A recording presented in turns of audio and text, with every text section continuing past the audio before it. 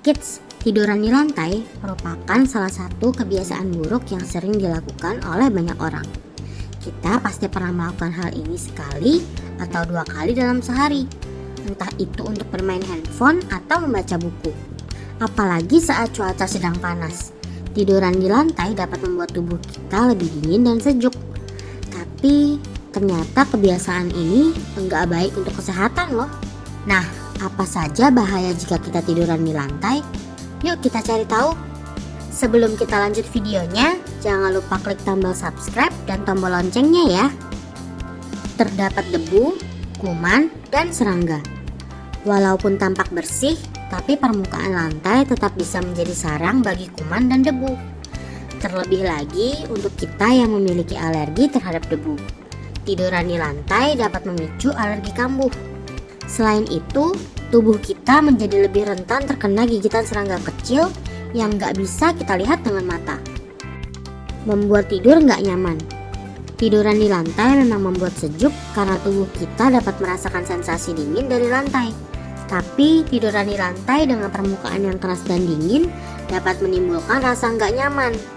Hal ini dapat membuat kita nggak tidur dengan nyenyak dan malah membuat tubuh kita menjadi lebih lelah, pegal dan sakit kepala.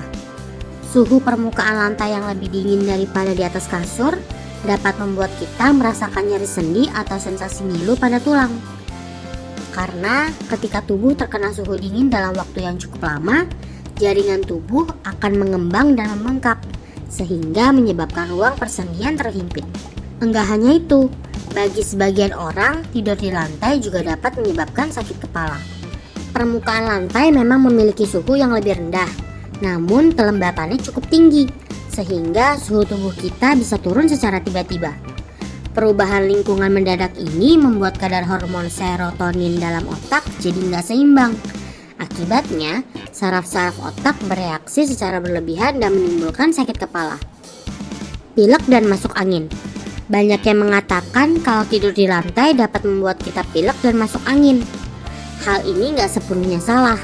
Tapi sebenarnya nggak setiap kali tidur di lantai akan membuat kita terkena pilek atau masuk angin. Masuk angin merupakan sebutan orang Indonesia untuk menggambarkan berbagai gejala kombinasi dari MAH dan flu.